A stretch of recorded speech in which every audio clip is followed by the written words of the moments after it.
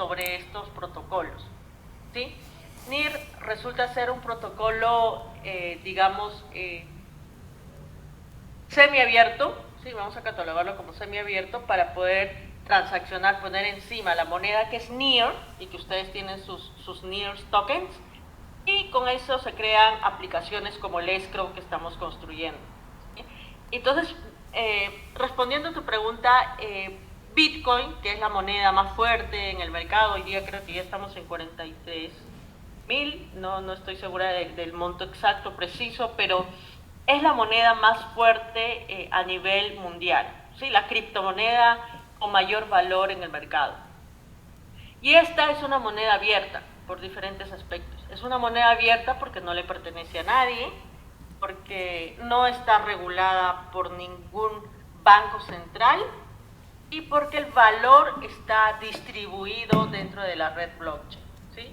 Esta forma de estructura y pensamiento es muy diferente a cómo funcionan los mercados o los sistemas financieros tradicionales.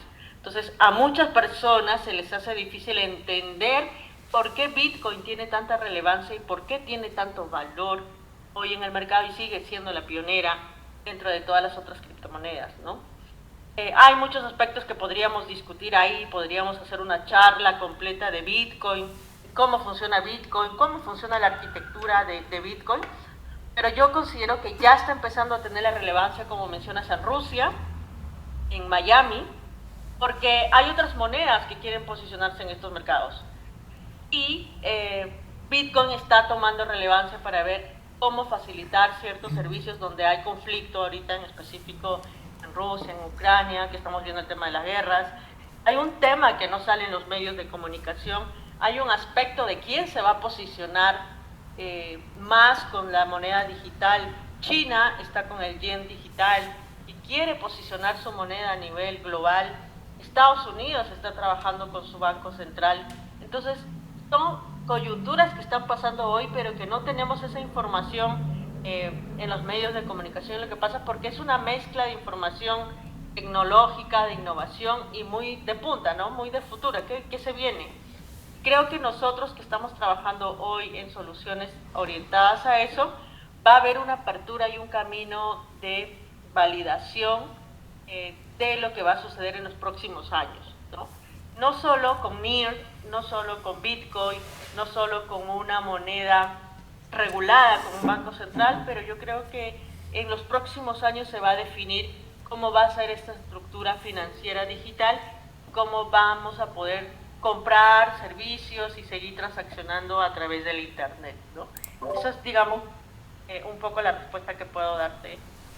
Muchas gracias, Rosa María, en verdad muy acertado todos tus comentarios y la visión que tienes sobre la evolución de la industria en la región de Latinoamérica. Lo que también está consultando aquí la audiencia por interno es que eh, hoy día el Banco Central peruano, el presidente del Banco Central, don Julio Velarde, dijo en la conferencia anual de los 100 años del Banco Central que que todavía no ven en el corto plazo, ¿no? Según el presidente, la posibilidad de regular las criptomonedas y que va a dejar que el mercado, digamos, se vaya adecuando, el sector privado y todavía no ve, ¿no? Y todavía no ve una, una acción en cuanto a su rol como regulador de la infraestructura de pagos del país. Y lo mismo ha pasado con el Banco Central chileno, que, que ya están trabajando en cuanto a una moneda de un peso digital, ¿no? De hecho, este segundo trimestre, la nueva presidenta del Banco Central chileno, que acaba de asumir ahora en el nuevo gobierno, ha dicho que van a publicar su white paper para poder, digamos, dar los primeros principios de cómo sería un peso digital chileno. En esa línea, ¿tú consideras que la evolución de la industria vendría de la mano de los bancos centrales o la industria va a crecer o podría crecer por parte del sector privado, iniciativas privadas y de forma descentralizada? Sí, yo creo que van a haber dos mecanismos. Desde mi perspectiva tecnológica, Bitcoin va a prevalecer, va a seguir siendo como está construida tecnológicamente. Es muy difícil que otras tecnologías la superen, ¿sí? Yo soy una fiel convencida de la tecnología, o sea, me apasiona la tecnología y creo que la tecnología de Bitcoin está muy bien hecha, ¿sí?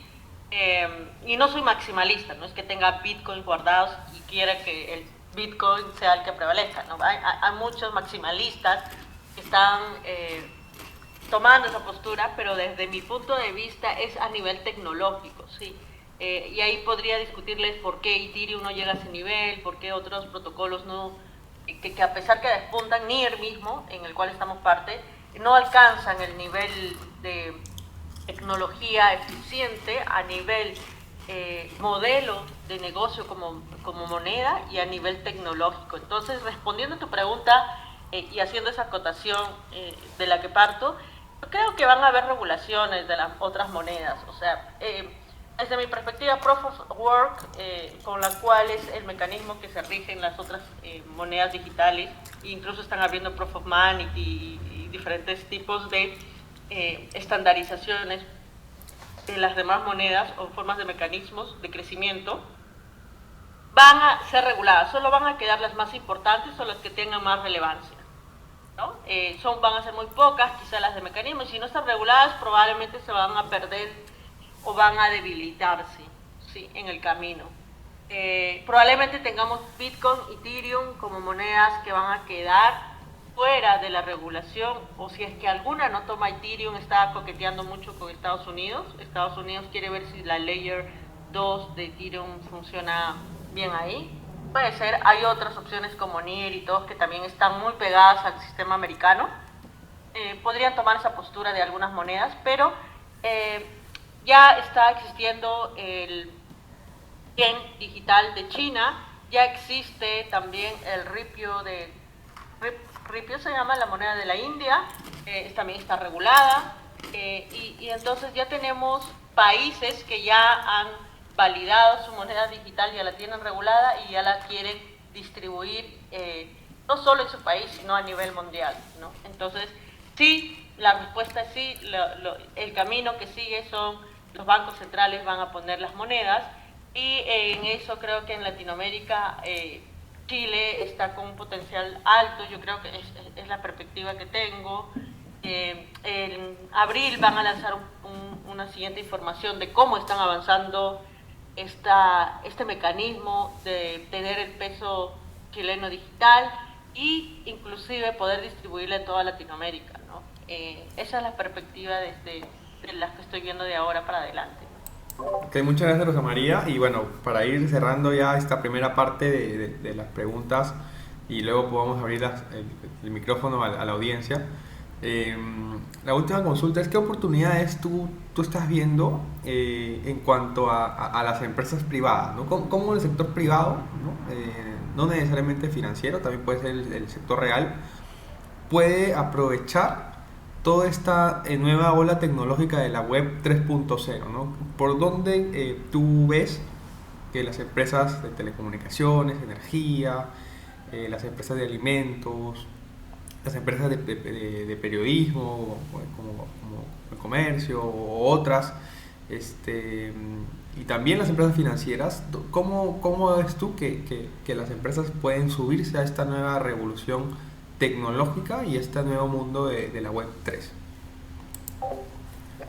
Sí, en breve resumen, voy a dar dos tendencias que se pueden hacer en cuanto a subir a esta ola, ¿no? Uno, a nivel personas, que aquí están Diana, Walker y principalmente también Guillermo como empresario nos está acompañando. A nivel personal, desde hace algunos años atrás, los que están metidos en esta ola están rentabilizando mucho, ¿sí? Y eso es una tendencia que que está sucediendo con las criptomonedas.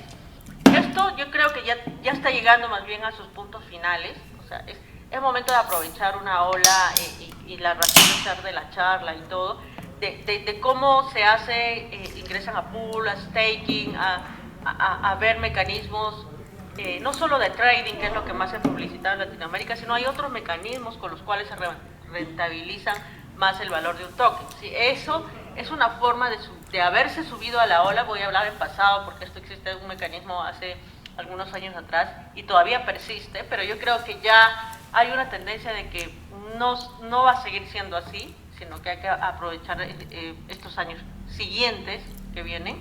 Y por el lado empresarial o por el lado corporativo, creo que la oportunidad está en poder reducir los costos, porque es lo que va a hacer, ¿no? Usar una moneda o una tecnología de blockchain va a permitir que las entidades, no solo financieras, sino las entidades en general, mejoren sus procesos y reduzcan costos en los cuales van a tener que transformar sus mecanismos de transacciones o de cobro o de pago, y que puedan aprovechar estas tecnologías para ser más eficientes y para reducir sus costos, ¿no? Eso es la tendencia que va a suceder.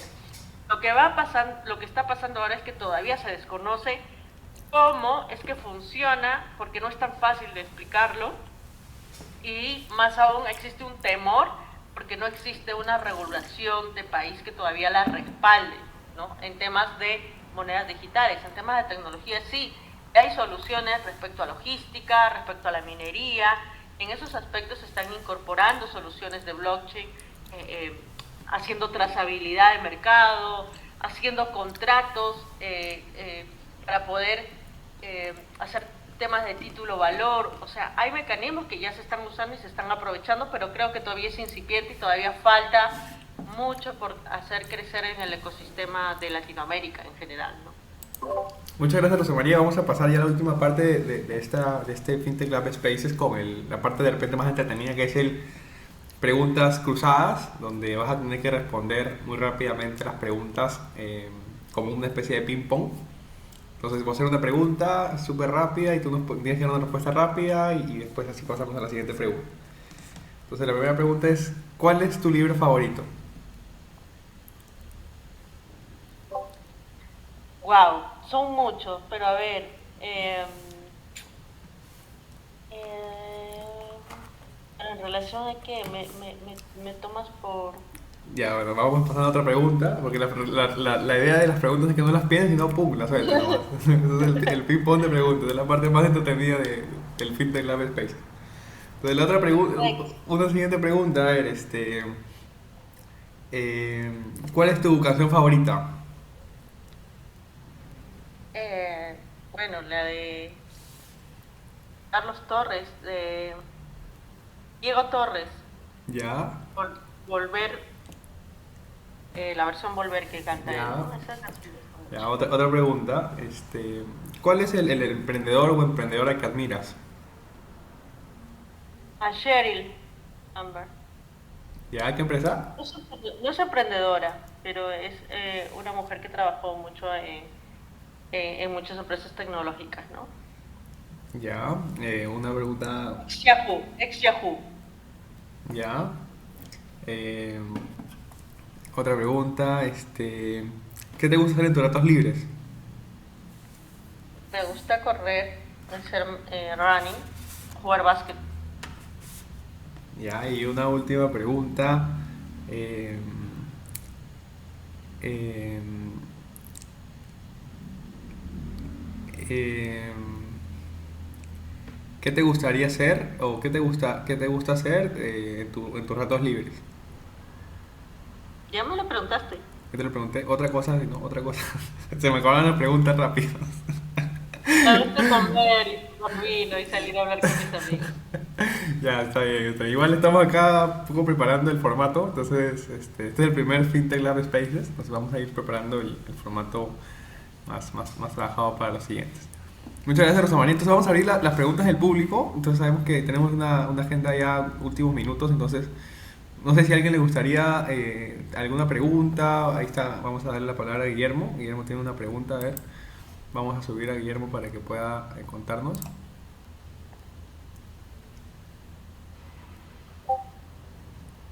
Hola Guillermo, ¿qué tal? ¿Nos escuchas?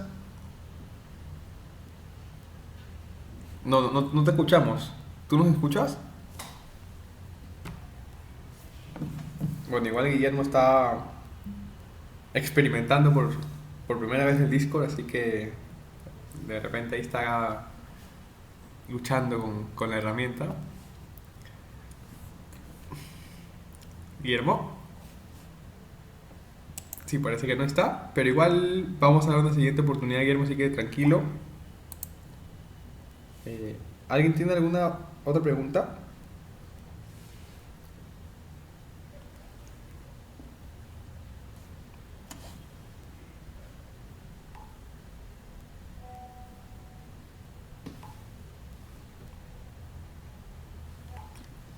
Eh, ¿No hay más preguntas? Vale, Denis, entonces continuamos un poco con la razón del space.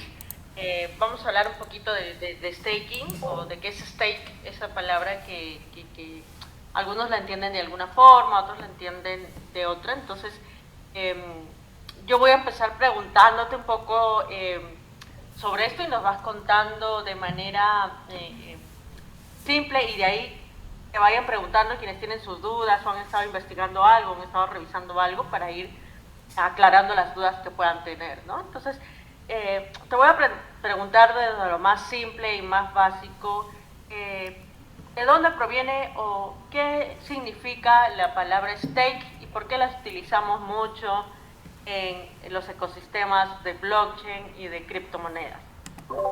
Muchas gracias, Rosa María. Justo con Guillermo estaba conversando justo Guillermo me lo preguntó esta semana y qué bueno que está acá escuchándonos. Eh, Cuando uno compra un activo digital, ¿no? En este caso un token nativo de una infraestructura blockchain, un token utilitario, digamos, normalmente los protocolos que tienen suministro, digamos, o tienen suministro finito o suministro infinito, maneja una inflación implícita del protocolo, ¿no? Así como existe una inflación del sol peruano, donde si la inflación es 5%, quiere decir que año a año el poder adquisitivo de nuestros ingresos va disminuyendo en 5%, y así igual la inflación en Chile, que está en 7%. Quiere decir que si yo tengo mis pesos en mi cuenta corriente y pasa un año y la inflación fue 7%, quiere decir que mi capacidad adquisitiva disminuye en esa cantidad. No tengo, o sea, mis pesos pierden valor en 7% anual, ¿no?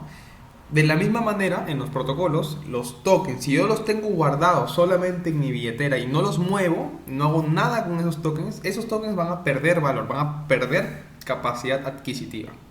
Entonces, ¿qué hacen los protocolos para que los usuarios o los holders, como lo llaman, que son las personas que tienen esos tokens en sus propias billeteras, no pierdan esa capacidad adquisitiva? Lo que ofrecen es la posibilidad de poder obtener una ganancia o un reward por tener esa cantidad de tokens en sus billeteras, ¿no? Entonces, ¿y en cuánto le dan esa ganancia? Le dan en un valor que es al menos la inflación del protocolo. Por ejemplo, si la inflación de un protocolo está en 5% anual, que quiere decir que si yo tengo 100 tokens y no hago nada,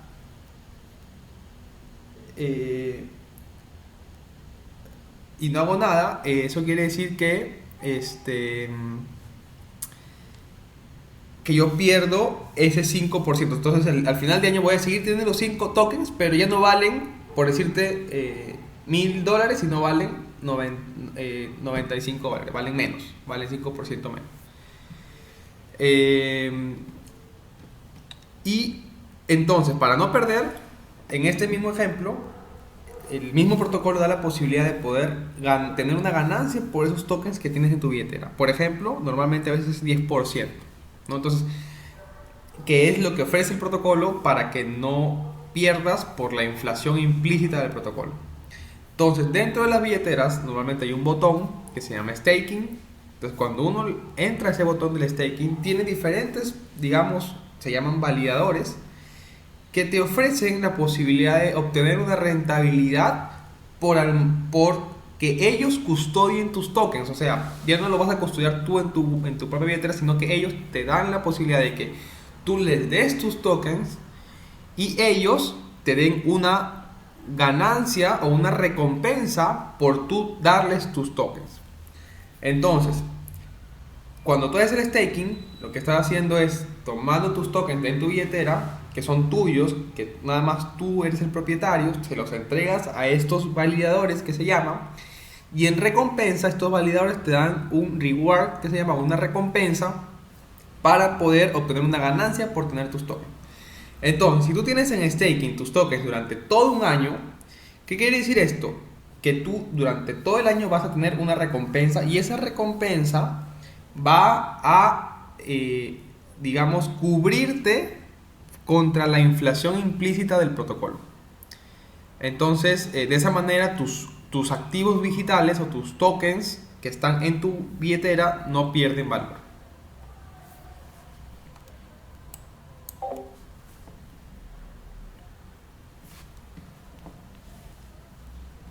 De acuerdo, Denis. Y una pregunta, complementando lo que vienes diciendo. Si alguien viene y dice, ok, me parece razonable y me hace sentido lo que me dices, pero también yo puedo rentabilizar poniendo mis tokens y puedo hacer trader y hacer que incrementen y puedo ganar más criptomonedas o puedo hacer que crezca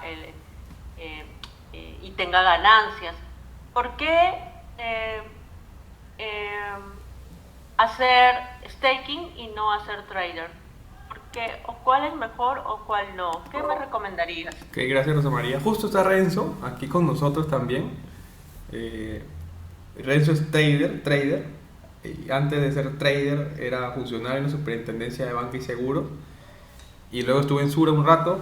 Y bueno, aquí seguro se va a presentar un rato con nosotros. Puedes pedir la palabra después a la parte de las preguntas. Bueno, lo que pasa es que, digamos que, como en las finanzas, todo tiene una razón de ser. Entonces, cuando uno administra sus finanzas personales, normalmente tienes que distribuirlas en función a tu estilo de vida.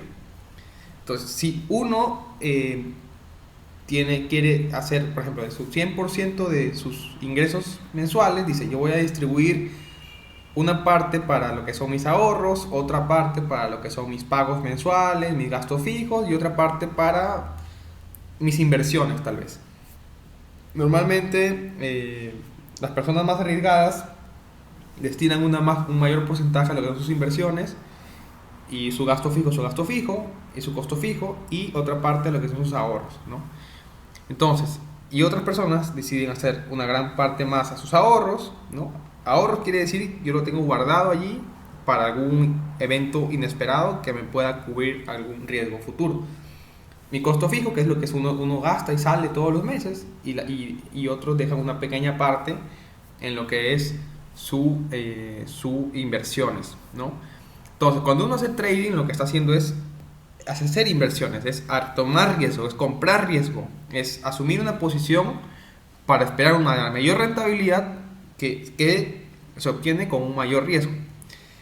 Y cuando uno hace staking, lo que hace es, no, yo no quiero asumir riesgo, lo que quiero básicamente es mantener mis tokens que se cubren contra la inflación, ¿no?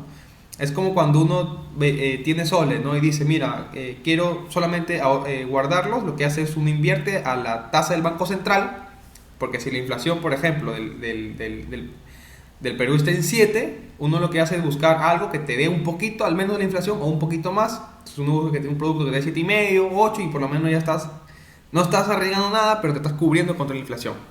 Entonces el staking es cubrirme contra la inflación y las inversiones es, por ejemplo, voy a asumir un poquito más de riesgo, voy a comprar una acción, voy a comprar un bono de tesoro soberano, voy a comprar todo, asumo más riesgo y esa prima de riesgo me da una mayor rentabilidad.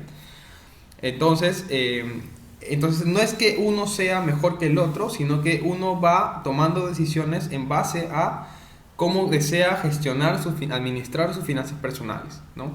Por ejemplo, algo que yo recomiendo mucho a las personas que ya están cobrando su sueldo en cripto y que de alguna manera su sueldo ya no es como, porque hoy por hoy nuestro sueldo, digamos en una economía normal, básicamente se ajusta contra la inflación cada año, ¿no? Entonces todos los años las empresas pagan un 2, un 3% más porque lo ajustan a la inflación y uno gana siempre lo mismo ajustado con la inflación, entonces un sueldo fijo. Cuando uno recibe un sueldo en cripto, básicamente lo que está recibiendo es un sueldo variable. ¿Por qué?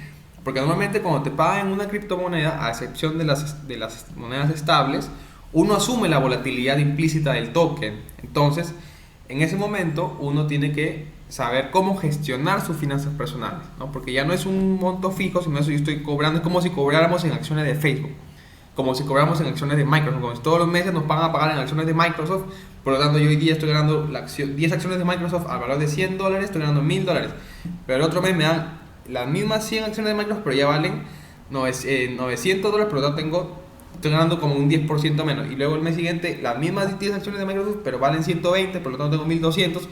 Entonces, ganas un sueldo variable y allí se hace súper importante saber cómo gestiono mis finanzas personales para poder porque ya tengo, o sea, ya en ese, cuando uno gana un sueldo variable, tiene que saber hacer sus movimientos financieros para poder gestionarse en esta economía basada en blockchain, ¿no?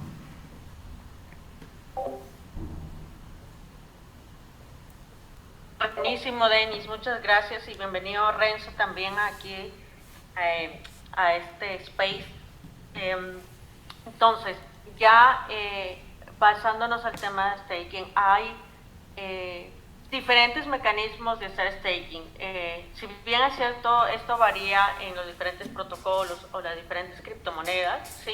Hay maneras de hacer staking a través de Solana, de Polkadot, de Ethereum, de Bitcoin mismo, con su tema que a mí me encanta sobre Lightning, que hace súper rápidas las transacciones, que es un tema que personalmente creo que le da mucho valor al protocolo. Quiero que me cuentes un poco cuáles son los mecanismos ya de staking que existen en NIR. No sé si aquí todos ya, con lo que nos ha podido explicar Denis, y si tienen alguna pregunta para que se vayan todos claros, qué es stake, quedó como bien definido, ¿sí? O alguno tiene una pregunta para pasar a la siguiente, al siguiente concepto y puedan llevarse un conocimiento que les va a servir de la charla, ¿no? ¿No? ¿Ninguno? Levanta la manito, ¿no tiene ninguna pregunta? ¿Sí? ¿Les quedó claro que es stake? ¿O hacer staking? Sí, Dianita. Denis, ahí creo que la puedes subir para que nos pregunte.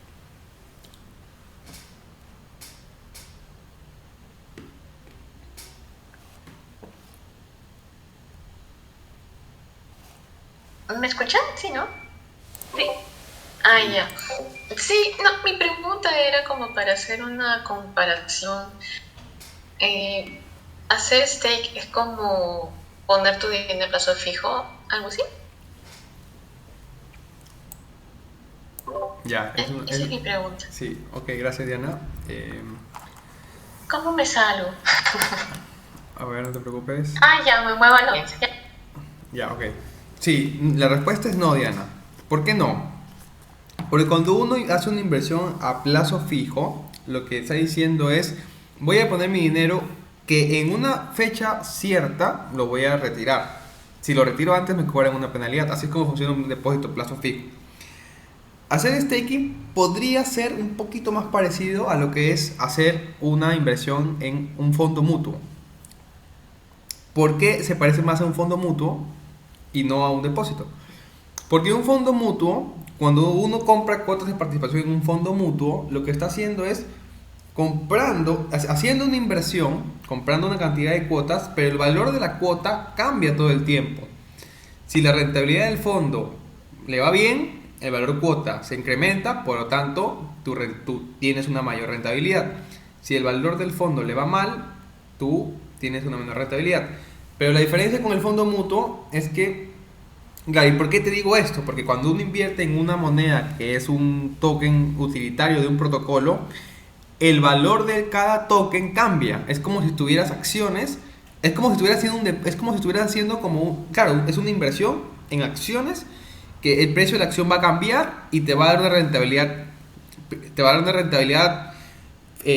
fija, pero el subyacente, que es el token, es el precio que cambia. Entonces es como un derivado realmente, su término correcto en finanzas, los que han llevado el CFA o los que han llevado FRM como Renzo. Y ahí seguro Renzo me puede corregir si estoy diciendo una salvajada que no está en los fundamentos. Walker también me puede corregir ahí. Entonces, yo lo comparo más con una inversión en un fondo mutuo, ¿no? O sea, yo voy a hacer una inversión que se va a quedar y el fondo mutuo también tiene la característica que tú lo puedes sacar en cualquier momento. Imagínate que dentro de 5 días lo quieres sacar, lo puedes retirar y no hay ninguna penalidad, nada, ¿no? La única es que el tiempo que demora en que te llegue nuevamente tu wallet es como más o menos entre 1 y 2 días, no es tan inmediato. ¿Por qué no es tan inmediato? Porque los nodos validadores que tienen tus tokens los utilizan para poder validar transacciones, con esos tokens lo que hacen ellos, validan más transacciones, ellos reciben tokens de la tesorería del protocolo y lo que ellos ganan es lo que le pagan a sus usuarios. Entonces, como no los tienen, porque están invertidos en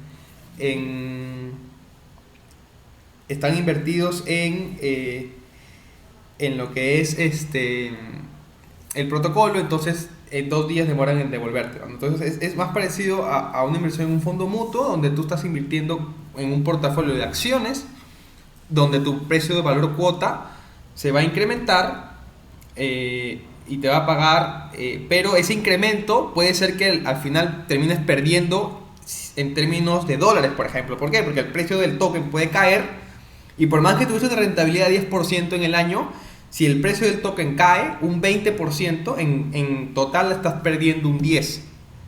Entonces, pero si el precio del token sube y tienes el 10% de rentabilidad, estás ganando el 10% más la apreciación del token. Entonces estás teniendo esos dos efectos. Entonces, se parece más a una inversión en fondo mutuo, yo diría arriesgado, porque la volatilidad del token es una volatilidad bastante importante. Entonces estarías emitiendo como un fondo mutuo arriesgado en dólares. ¿Por qué en dólares? Porque la mayoría de tokens se están negociando en dólares.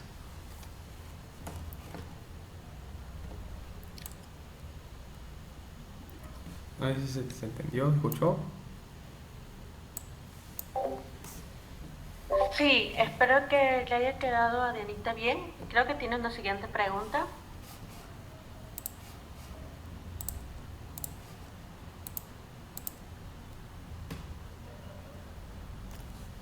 Sí, solo quería agradecerte por la respuesta. Y también quería preguntarte, ¿de dónde sacan dinero los validadores para pagar esas ganancias?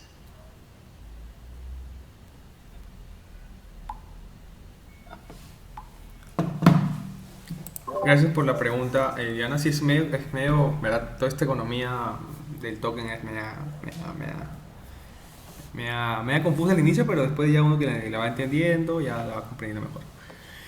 ¿Qué pasa? Que estos tokens, estos validadores son, digamos, estos grupos organizados de personas que se encargan de validar transacciones, son los que se encargan de darle la seguridad al protocolo y se encargan de validar transacciones. Y por ese trabajo les pagan, ¿no? Ese trabajo que ellos hacen les pagan. ¿Quién les paga? El mismo protocolo. ¿Y cómo les paga? Lo que pasa es que el protocolo, si lo queremos comparar con lo que pasa en nuestra realidad, el protocolo es como si fuera un banco central. ¿Qué quiere decir esto? O sea, yo sé que es medio, o sea, sé que en verdad estoy rompiendo toda la teoría financiera y estoy rompiendo toda la teoría económica con lo que estoy diciendo. Si me estuvieran escuchando acá mis amigos del banco, me darían una patada, pero para ponerlo en simple, ¿ya? Para que sea en simple y se pueda entender rápido. ¿Por qué digo esto? Porque los protocolos emiten tokens. Así como el Banco Central es el órgano encargado de emitir los nuevos soles a la economía, ¿no? Los protocolos emiten nuevos tokens a la economía del protocolo. Hay algunos protocolos que tienen emisión infinita, como es el caso de Ethereum, así como el Banco Central Americano, el Banco Central Peruano, que no tienen límite, pueden emitir los soles que quieran, no tienen límite de emisión. Y otros protocolos finitos, como el caso de NIR, que fijan una cantidad máxima de tokens y solamente durante toda su existencia van a emitir solamente esa cantidad de tokens. Entonces, estos emiten. Entonces, como emiten una cantidad de tokens, esa nueva emisión de tokens cada año, por eso es que hay una inflación de 5%. ¿Por qué hay una inflación de 5%? Porque lo que hace el protocolo es emitir 5% más de tokens a todo el protocolo. Y con esa nueva emisión de 5%, digamos, el protocolo dice, este año emito 5% más de tokens, y con esa emisión, con esa cantidad de dinero, con eso es lo que retribuye a los validadores. Y ese 5% es lo que les retribuye, y con eso los validadores pueden pagar las recompensas a sus usuarios. Entonces, de allí sale el dinero. Otra parte del dinero sale de, digamos, lo que cobra el protocolo por las transacciones, ¿no? Ustedes se han dado cuenta que cada vez que se hace una transacción hay un cobro de 0.1, 0.2, $1, $2, siempre cobran cada vez que toda esa cantidad de comisiones que se cobran, una parte va para poder recompensar a los validadores, y la otra parte va para poder se queman, o sea, se eliminan. ¿Y por qué se eliminan? Porque eso hace que la inflación en el tiempo no sea 5% eternamente, sino que sea 5%, 4%, 3%, 2%, hasta que la inflación de largo plazo disminuye. Entonces hay una deflación. Entonces esos protocolos son de suministro finito y deflacionarios. Entonces, ¿eso qué hace? Eso asegura de que tengas una economía, digamos, en función a esas dos variables, ¿no? Y tercero, los validadores, por hacer ese trabajo de validar, cobran un porcentaje de las recompensas. Es decir, si la rentabilidad es de 10%, ellos te cobran normalmente entre 5 y 10%. Entonces te cobran de ese 10% te cobran un 2%, y tu rentabilidad neta es 8%. Entonces ese 2% también queda como ganancia de los validadores, ¿no? Y así es como los validadores obtienen esos tokens, y con esos tokens le van pagando a sus usuarios sus recompensas.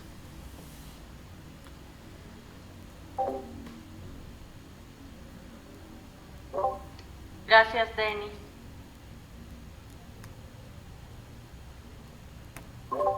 Sí, Diana, dale. Perdón por tantas preguntas. Pero ¿cómo se hace para ser validador? ¿Cómo si yo quiero ser validador? Diana lleva el negocio, Diana lleva el negocio. Sí, ya la vi. Ahorita, dime todo, ¿cuáles son los requisitos? Ya, ok. A ver, Diana ya vio el negocio.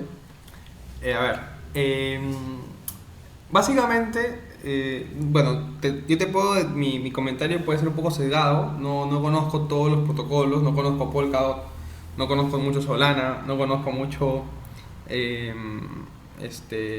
no sé, Terra, o también está Algorand, y entre otros, Ethereum.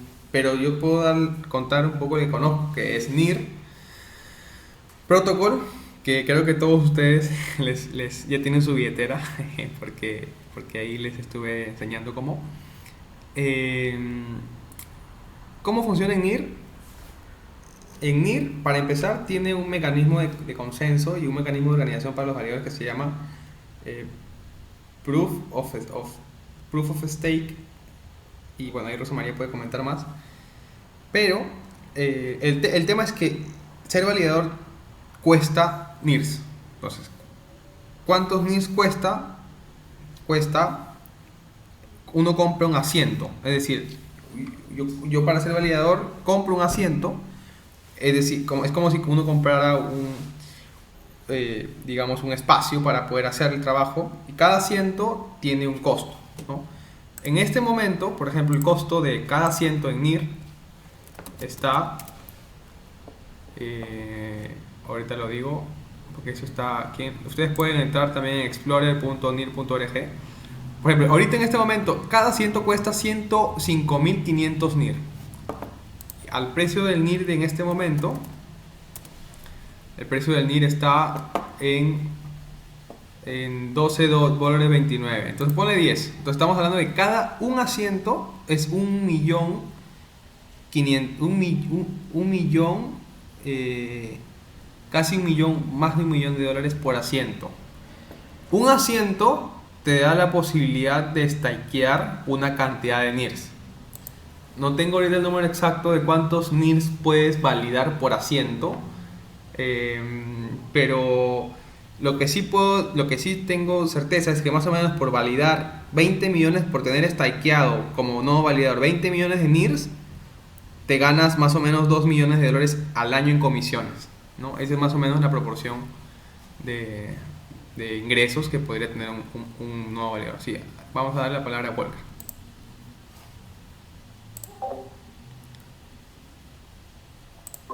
Dale, Walker. Una pregunta. Dos preguntas. El precio del asiento no lo pago, ¿verdad? No es que yo le doy a NIR $1 millón y me vende un asiento, sino supongo que tienes que tener stakeado ese millón. No sé si me equivoco, esa es la pregunta. Y una segunda pregunta. Entiendo que si un validador se corrompe, que eso en realidad es posible, no estoy seguro de cómo, lo sacan del sistema, ¿no? ¿Qué pasa con los que han prestado su dinero en stake, que no son validadores como nosotros, digamos? Yo pongo mi dinero o mis NIRS en un validador, este se corrompe, lo sacan del sistema. ¿Pierdo algo? Gracias, ¿El Walker. validador también? Sí, gracias, Eso es Walker, todo, ¿no? por la pregunta. A ver, respecto a la primera pregunta, es correcto lo que menciona Walker. Estos 105.050 NIRS es lo que el validador pone como en stake. O sea, el mismo validador le dice a NIR Protocol, oye, quiero comprar un asiento y toma, voy a dejar congelados 105.000 NIRS donde yo como nodo pongo en stake. ¿Qué quiere decir esto? ¿Por qué lo hace? Justamente por la segunda pregunta que hizo Walker. ¿Qué pasa si el nodo se corrompe? ¿Qué pasa si el nodo empieza a poner transacciones falsas para poder, por ejemplo, hacer el doble gasto? O para, por ejemplo, manipular los precios, ¿no? O qué pasa, por ejemplo, si mañana el nodo decide no trabajar. O sea, yo hoy día trabajo, pero me peleo con mis amigos, me peleo con los chicos con los que es el nodo, y mañana no trabajamos. Entonces, el trabajo de los nodos se mide por épicas. Una épica son medio día de trabajo, son 8 horas de trabajo. Entonces, si el nodo no tiene un porcentaje de eficiencia operativa superior al 99% o al 97%, no recuerdo bien el porcentaje, pero es un porcentaje muy alto, tiene penalidades. Es decir, si mañana el trabajo de la épica trabaja 97%, el nodo el NIR le cobra una penalidad. ¿Cómo se la cobra? Se la cobra en función a esa cantidad de NIRs que tuvieron que dejar para comprar el asiento. Entonces ahí NIR lo castiga. ¿Qué pasa si retrocede a un 90%? Entonces ya se levantan alertas porque cuando ellos entran a hacer nodo firman como un contrato y dicen, yo me comprometo a este nivel de eficiencia operativa, de validar transacciones, de no hacer doble gasto y tal. Si bajan a 65% por debajo, automáticamente pierden y digamos se le hace como una especie de burn y se les elimina. Chao. Entonces, no tienen que decir nada, simplemente chao. En este momento hay 100 nodos en el protocolo de NIR y claro, ¿qué pasa si alguien se va? ¿Qué pasa con la gente que stakeó sus NIRs? Claro, la verdad es que nunca me ha pasado. Yo he stakeado, la verdad que yo soy bien conservador. Yo antes de stakear mis NIRs los coloco en nodos que confío.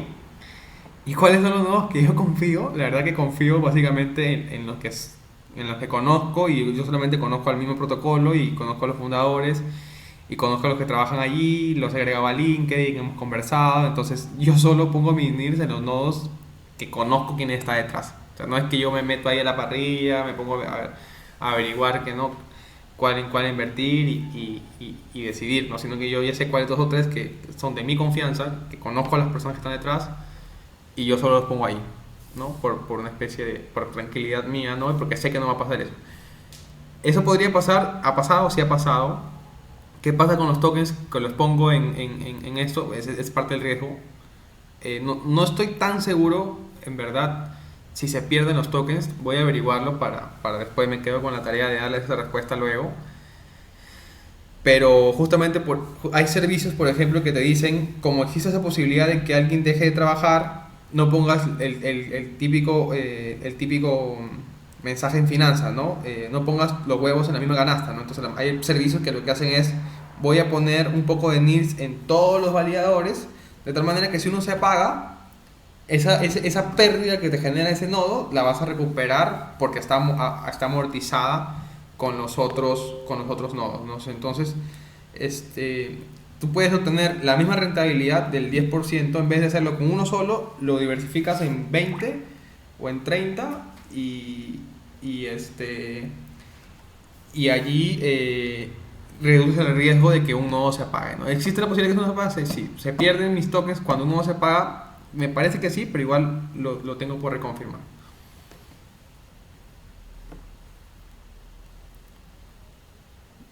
No sé si hubiera alguna última pregunta de repente, Renzo o Guillermo, si ya pudiste arreglar tu audio o tu micrófono o Manuel. O Renzo igual para que te conozca la gente. Creo que tienes que levantar la mano abajo, hay un botón de levantar la mano y ahí te subes.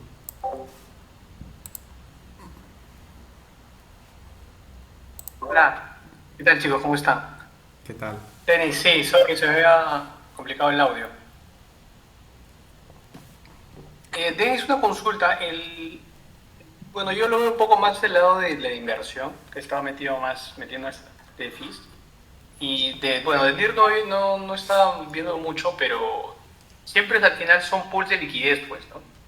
No sé si en NIR, cómo estén los pools de liquidez, qué rentabilidad se has estado viendo. Será importante que conocerlas, ¿no? Porque yo estoy viendo más de Rose y de otras criptos, pero poco de NIR aún. Realmente estoy recién viendo el tema de NIR con lo que me comentaste, ¿no?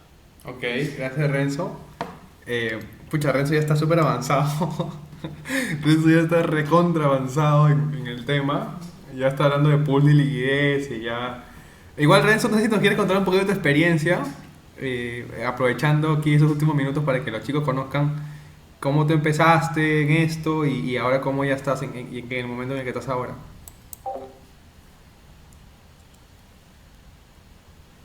Sí, claro, yo tengo experiencia en temas financieros, riesgos financieros, y nada, la idea era básicamente, me metí a las criptos por el Bitcoin, ¿no? Creo que como muchos, y después, fui descubriendo las otras altcoins que existen, ¿no?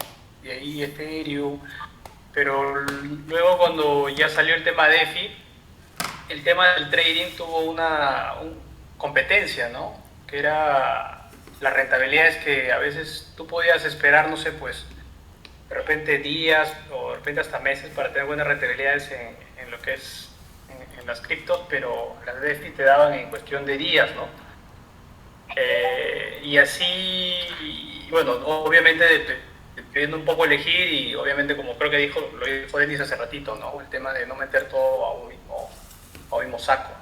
Eso siempre es importante, ¿no? Porque había mucho pools, entonces eso es bastante común en el mundo cripto porque no está regulado, ¿no? Inclusive recuerdo que Mark Cuban había invertido en una de estas DeFis y te le había ido mal, ¿no? Y bueno, él mismo estaba reclamando que haya regulación.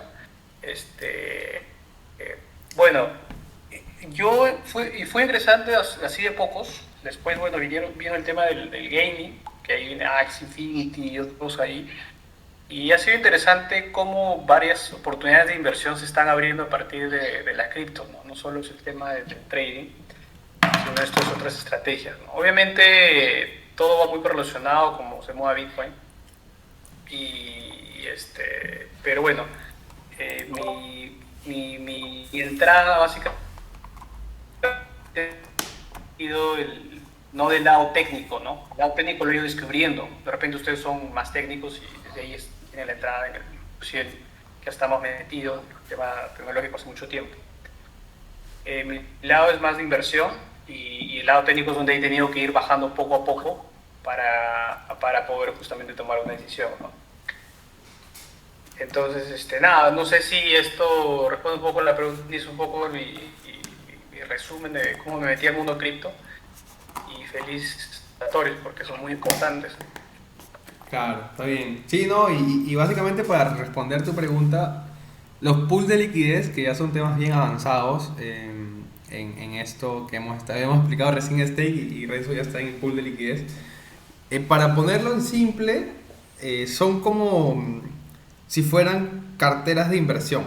Es como los especialistas en fondos de inversión o fondos o gestión de patrimonios lo que hacen es armar portafolios de inversión, ¿no? Ponen acciones, ponen bonos, ponen letras del tesoro, ponen ETFs y digamos que en base a la expertise financiera lo que hacen es vamos a calcular un producto, ¿no? Un portafolio que con los diferentes, digamos, grupos de alternativas de productos financieros esperamos que la rentabilidad esperada sea tanto y el riesgo o la volatilidad implícita sea más o menos tanto. No sé qué te dicen, vas a ganar esto con una dirección estándar o una variación de tanto y tanto, ¿no? Entonces, estos, digamos, lo que dice Renzo, estos como piscinas de liquidez o pools de liquidez, básicamente son estos como portafolios donde unas personas visualizan una rentabilidad esperada, porque esa rentabilidad que sale no es que es fija, no es que estás invirtiendo en un producto de renta fija, este es un producto de renta variable. Entonces te mencionan una rentabilidad esperada que ellos calculan en base a sus cálculos de volatilidades y rentabilidades por cada activo digital, y uno puede poner en ese pool, ¿no? Y Renzo, ¿cómo te ha ido invirtiendo en estos pools de liquidez?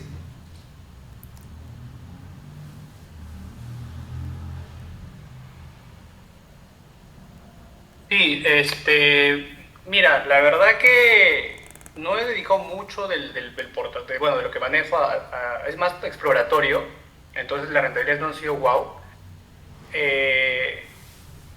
porque es más para empezar a conocer, ¿no? Entonces, porque lo que pasa porque este año recién ingresé al tema como inversión, ¿no? Porque esto viene desde el año pasado, más o menos, desde que más o menos febrero del año pasado, pues, un boom el tema de DeFi, ¿no? Entonces, de ahí viene la DeFi 2.0, inclusive, ¿no? Finales del año pasado. Entonces, recién me empecé a meter. Entonces, como rentabilidad, no. Y también no lo veo buena opción todavía porque las criptos, bueno, en general, como ya viendo un poco más el asset allocation o dónde destinas el dinero a nivel macro, viendo la macro tendencia, el tema de las criptos de este año pues hasta no va a estar tan bueno, ¿no? Por el tema de la Fed y ya temas macroeconómicos, quizás no es el foco de esto. Entonces no era el objetivo meterte ahí mucho, ¿no? Uh-huh.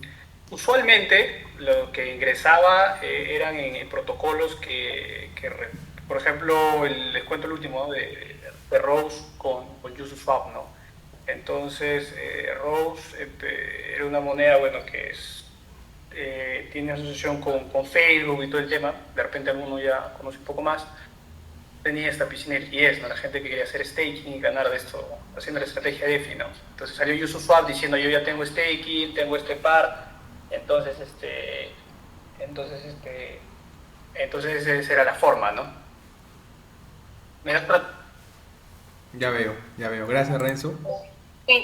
Ahí quisiera complementar, chicos, y no es por nada, pero este mundo de blockchain y de inversiones, ¿sí? No es netamente financiero, y ahí complemento un poco lo que dice Renzo. Sí es especulativo, pero en la parte de liquid pools o farming o otros conceptos, aparte de stake, que podemos hacer un FinTech Lab Space referente a esto, tiene mucha relación con los proyectos que van saliendo en el mercado, ¿sí? Y estos proyectos van por ejemplo, a qué proyectos descentralizan o qué proyectos son más sólidos que otros. Y probablemente, sí, y esto es una perspectiva que yo tengo, los proyectos más sólidos no son los proyectos que se relacionan a un Facebook, a un Web 2.0. Los proyectos más sólidos son los proyectos que van relacionados más a una estrategia de solidez tecnológica que presentan en el mercado. Y para que me entiendan más les voy a decir, uno de los mecanismos y mejores liquidity pools o farms o maneras de invertir dentro de blockchain ha sido Polkadot, ¿sí? Porque tecnológicamente estaba resolviendo y planteando soluciones que ninguno otro de los protocolos estaba teniendo. Y entonces hay maneras de invertir en estas piscinas o en estos proyectos, inclusive mucho antes de que salgan a buscar una inversión entre todos los participantes, ¿sí? Como decir, hay una preinversión en las cuales se anuncian y realmente los ratios de rentabilidad que existen son impresionantes ahí, o sea, son muy grandes. Pero estas son informaciones que suceden en el mercado ya desde a partir de que existe un commit, y ahí Walker y Manuel no me pueden entender, desde ahí parte esas buenas formas de invertir, ¿sí?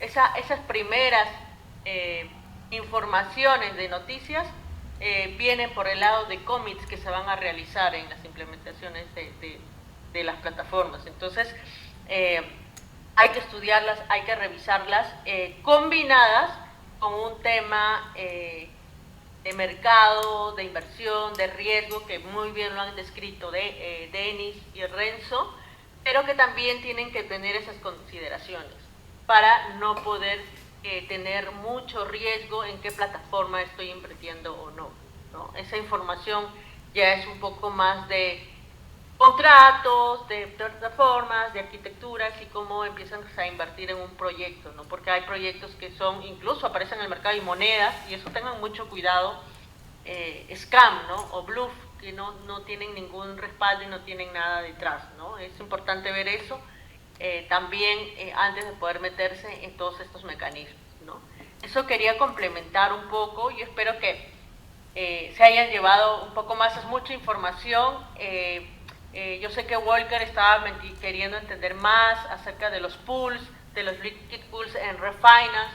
Refinance es la DeFi de NIR Renzo, es como el centro donde se puede invertir en los liquidity pools, en los farms, en los delegates de estos procedimientos, y también hay para hacer staking de diferentes formas, ¿no? Ahí creo que Walker tiene una pregunta. Sí, va Walker, y no sé, ya para ir cerrando con Guillermo, de repente si tiene una duda final, igual nos quiere dar las palabras, ahí después de que Walker. Ok, ¿me escuchan? Sí, ¿no? Sí. Ya.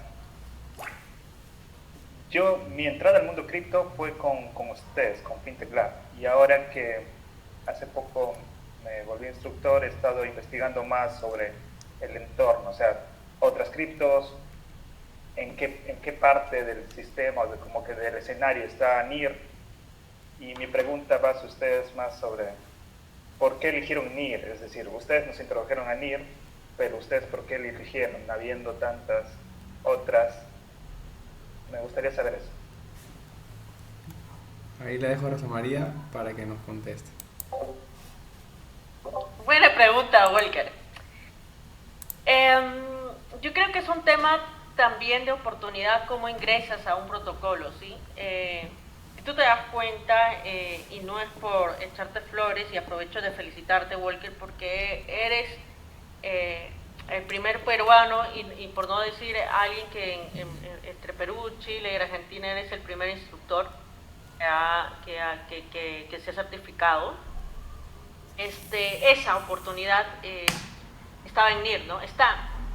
No hay proyectos DeFi maduros, probablemente podamos alcanzar a tener un proyecto DeFi dentro del protocolo.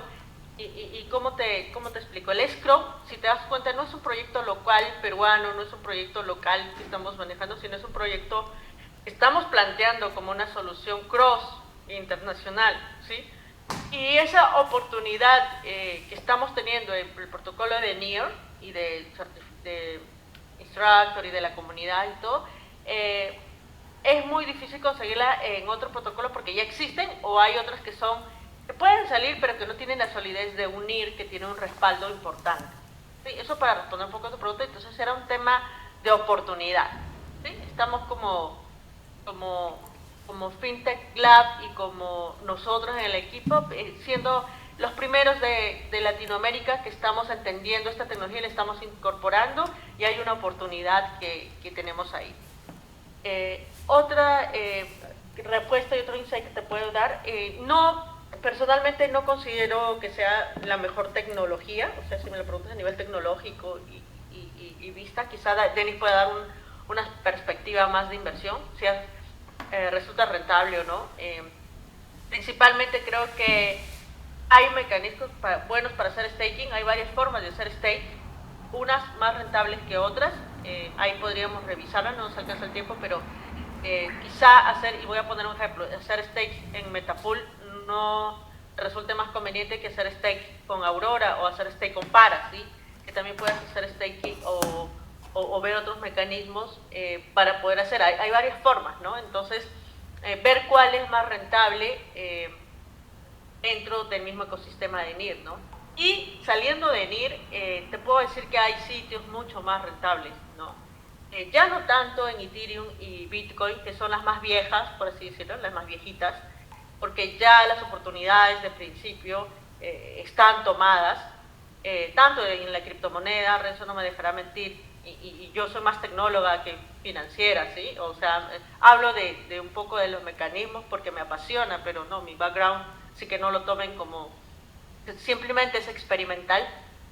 En Bitcoin ya no es tan rentable invertir, salvo que agarres el tema de la variación, pero por ejemplo, si tú entras en etapas tempranas, tengo amigos que por ejemplo sí han hecho una gran rentabilidad, ¿no? Y hablamos de porcentajes muy grandes de obtención de rentabilidad, ¿no? Que ahora los spreads son pues cortos o digamos de corto alcance, o incluso puede ser si es que holdeas a más largo tiempo, pero no vas a tener algo como los que tuvieron los que empezaron a tener la primera oportunidad cuando el Bitcoin pues valía $1 o $2, ¿no? Y conozco personas que han invertido en ese nivel.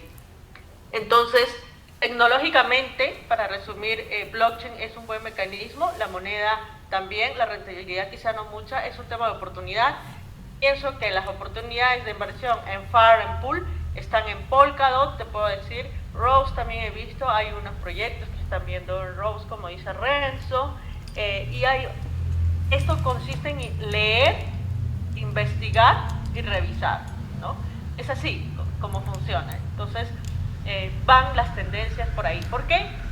Porque están creando mecanismos orientados a metaverso y NFT que van incluyéndose al metaverso. Hay un tema conceptual, tecnológico también que están dentro de estas herramientas, ¿no? Entonces eso va incrementando el valor y va incrementando la oportunidad de dónde invertir. Entonces hay mucha lectura que hacer, muchos mecanismos que estudiar, pero por ahí para mí iría un poco más el tema de inversión. No quiere decir que NIR no es malo, hay grandes oportunidades. Tú puedes ver en Refinance, en Paras, cuánta rentabilidad puedes conseguir. Esas buenas opciones existen, no digo que no las descarto, pero sí hay que revisarlas, ¿no? Y también en los cobros de oportunidad que te hacen al devolverte los tokens, ¿no?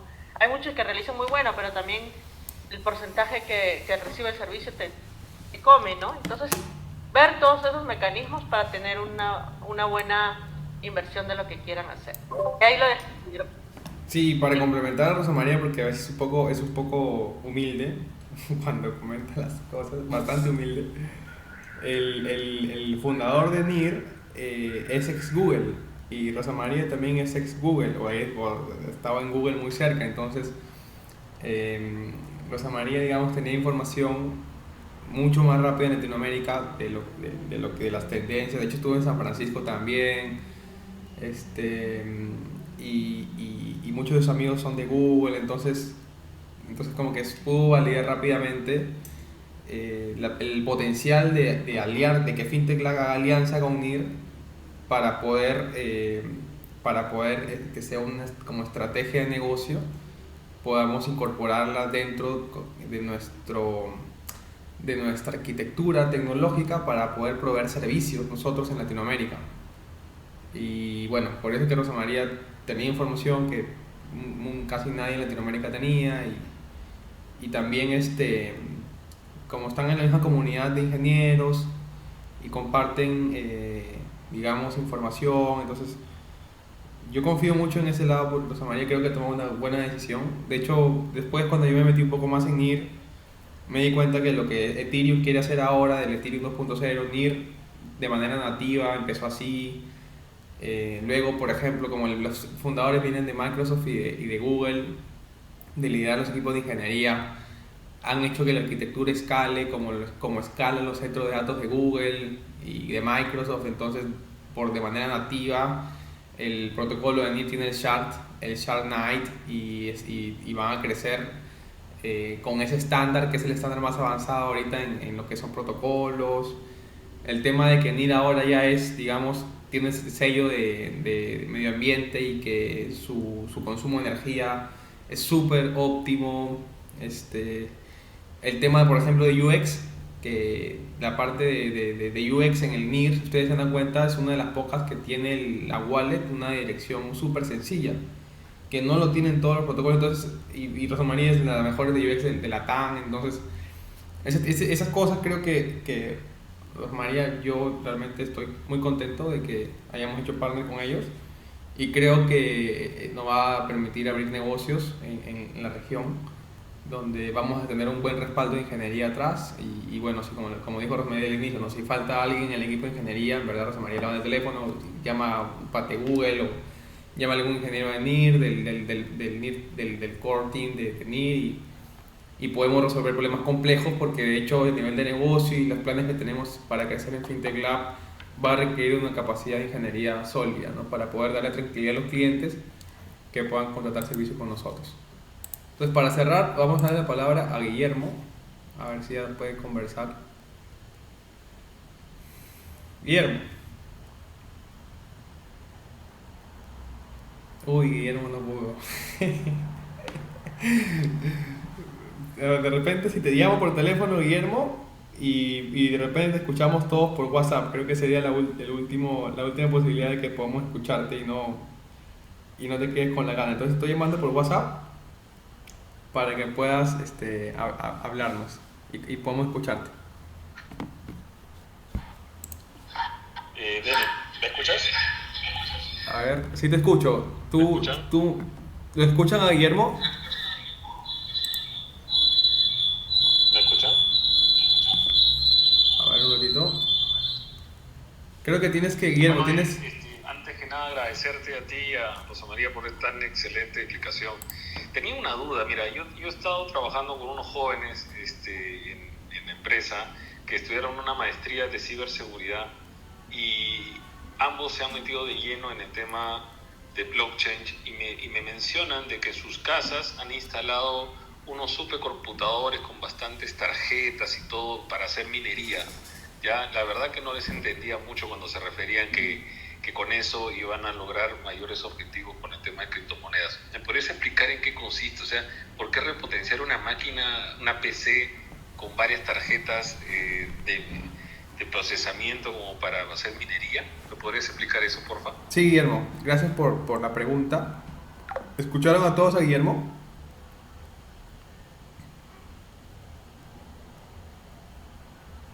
Rosa María, ¿se escuchó Guillermo?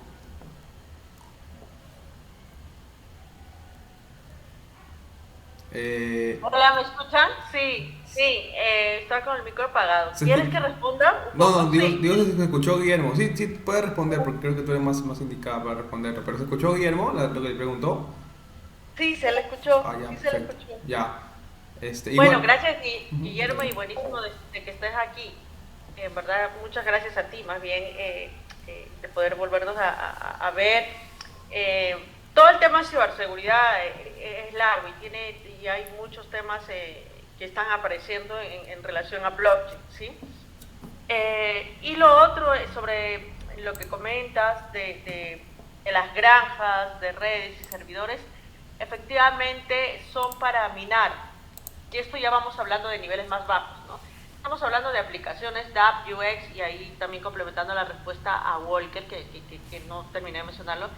NIR tiene una combinación, Walker, entre Bitcoin y Ethereum y las deficiencias de Ethereum. Y técnicamente, si quieres después te explico, pero es la razón también que me hizo elegir meternos a NIR. Hay una gran oportunidad tecnológicamente, no es la ideal, falta en dApps, mejor dicho, las dApps están siendo muy deficientes, por eso creo que hay oportunidad, porque son primeras, creo que por eso tenemos oportunidad con Escrow y con otras, pero a nivel protocolo han armado un protocolo cogiendo lo mejor de Bitcoin y tomando lo mejor de Ethereum. Entonces, combinando eso, han creado un protocolo y que tiene UX y tiene muchas ventajas.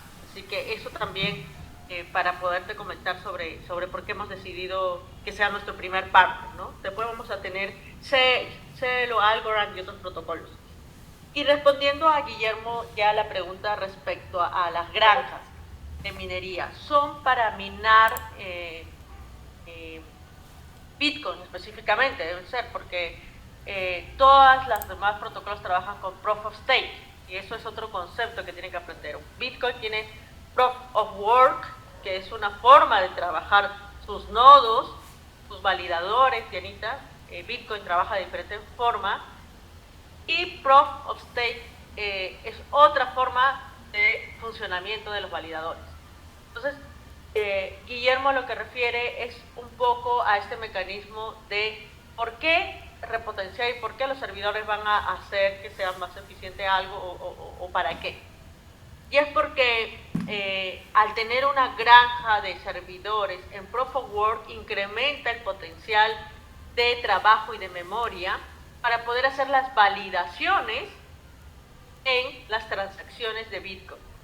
Es decir, uno se puede volver validador por el nivel de trabajo que tiene, ¿sí? Porque Bitcoin funciona de diferente forma que NIR, de diferente que Ethereum. Y los primeros que empezaban a validar las transacciones eran los validadores, y cuanto más RAM, memoria y sobre todo nivel de potencial energético para ser un nodo validador en Proof of Work, se necesita granjas de servidores para poder minar, ¿sí? Para poder crear estas monedas, para poder validar la transacción. Entonces, por eso es que utilizan este mecanismo. Hoy todavía algunos mencionan que es rentable, ya no es tan rentable minar o hacer estas granjas energéticas para poder validar las transacciones, pero que todavía se puede sacar cierta rentabilidad en esos mecanismos, ¿no? Esa es la razón de por qué algunos todavía se van al hardware y a potencializar sus máquinas para poder ser un validador y un minero, sobre todo aquí se conoce el concepto de minero, ¿no? Dentro de la red de blockchain. ¿Puedes complementarte? No, gracias Rosa María, y agradecer nada más a Guillermo por también darse el tepito para venir acá y estar un rato con nosotros. Guillermo es un buen amigo realmente peruano que también está ahora en Chile, y bueno, es una persona muy grata, muy cercana a nosotros también. Nos conocimos acá en la embajada chilena cuando fue el aniversario de Perú, el 28 de julio, que nos invitaron a todos a la embajada y estuvimos compartiendo, y después hicimos una bonita amistad, y ahora estamos conversando para ver un proyecto acá de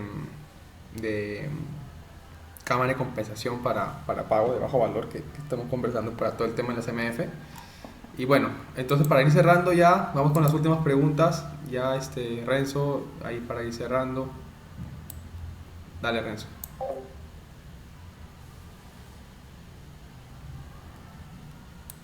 Dale, Renzo, estás ahí en la tribuna. Tienes que abrir tu micrófono, estás en mute. Estás en modo... Ahí está. Ah, ya, ahora sí. Sí, justo está muy bueno la verdad del conversatorio porque hay temas técnicos que a mí se me interesarían discutir, ¿no? Dijo Rosa María, es tema de leer e investigar, pero sí, hay cosas técnicas que te cruzas y sin duda eso ayudaría a ampliar los conocimientos que uno ya tiene, ¿no? Por ejemplo, mencionaba el Proof of Work, entonces yo veía otros protocolos, por ejemplo, Cadena, que también tiene uno de estos, Work y la minería, entonces temas que más técnicos que sí sería importante rebotar, ¿no? Y si van a seguir habiendo los conversatorios o no sé cómo lo estén haciendo, va a ser más enfocado a lo que es NIR, pero sí sería interesante saber cómo van los otros protocolos con esto, ¿no? Imagino que estos espacios van a ayudar a eso. No sé, mensajes que cuenten conmigo, ¿no? Porque sí estoy muy interesado en ahondar estos conocimientos y sobre todo con el aspecto que tienen ustedes, ¿no? Que es lo que más valor da finalmente. Ok, gracias Renzo. Bien, como dice Renzo, estamos por lanzar un primer curso en FinTech Lab Academy. Y justamente ahí Renzo y Guillermo, la idea es que hagamos equipo para poder sacar esta primera certificación de FinTech Lab Academy y lo podamos ofrecer a principalmente gerentes generales, gerentes del C-Level, primera línea y vicepresidentes y directorios, para que también puedan un poco aprender, ¿no? Puedan aprender, puedan conocer estas nuevas tecnologías, puedan ir pensando los directorios cómo es que esto va a impactar sus modelos de negocio, en su generación de ingresos, cómo podrían fidelizar clientes con esto. Entonces, justamente están aquí y en conjunto con Walker también para digamos, hacer estos pequeños spaces, FinTech Lab Spaces que van a hacer todos los meses, el último viernes de cada mes. Y empezamos nuestro primer FinTech Lab Spaces, pero todos los últimos viernes de cada mes lo vamos a tener. Y básicamente va a ser para un poco hacer comunidad y bueno, qué bueno que están acá porque así vamos a poder armar el curso de certificación en conjunto y poderlo ofrecer a empresas que estoy seguro que van a querer aprender y van a querer pensar los vicepresidentes, ¿no? los directores, los gerentes de primera línea y ver cómo esto lo van a implementar. Entonces ya le dejo a Rosa María para que dé las palabras de cierre y podamos terminar. Gracias, Denis, y no feliz Diana, Walker, Manuel, Renzo y finalmente Guillermo, agradecerles muchísimo estar aquí. Como dijo Denis, la idea es que podamos aperturar esta línea de trabajo, conocimiento que hemos venido teniendo en los últimos 5 años con Denis. Ven que es una combinación entre lo que Denis conoce, yo lo valoro muchísimo en temas de mercado de capitales, de inversiones, y complementando con el tema tecnológico, donde pues he estado metido por muchos años, ¿no? No quiero decirles cuántos, pero sí, llevo un gran tramo recorrido en temas de blockchain, así que Renzo, siéntete incluido en FinTech Lab, quédate en la red de la comunidad, pregúntanos cuando quieras, invita a más amigos. Para mí, desde un concepto principal, creo que ese enriquecimiento entre ustedes, los que conocen más de finanzas, mercado de capitales, trader y todo, combinado con el aspecto tecnológico, como estamos con el equipo, con Manuel, con Walker, esa combinación es la que enriquece y realmente creo que hace un espacio de algo potencial, ¿no? Todos colaborando en la línea que se conoce, y eso es lo bonito de una DeFi o de una FinTech, como nos llamamos, ¿no? Porque es esa combinación. Ya el resultado no se obtiene netamente con finanzas ni netamente con tecnología. Acá estamos en un aspecto donde se potencializan con ambos mundos, y yo creo que esa es la parte de enriquecer un espacio como este para compartir. Y todos los demás aspectos indudablemente que colaboran alrededor, ¿no? Así que muchísimas gracias por eso, espero que les haya servido este primer conversatorio y como dijo Denis, vamos a seguirlos haciendo. Inviten a más amigos, inviten a más personas, la idea es que quieran aprender de cripto, que quieran aprender de blockchain y Bitcoin y también de aspectos tecnológicos. Gracias. Hasta luego, chao con todos.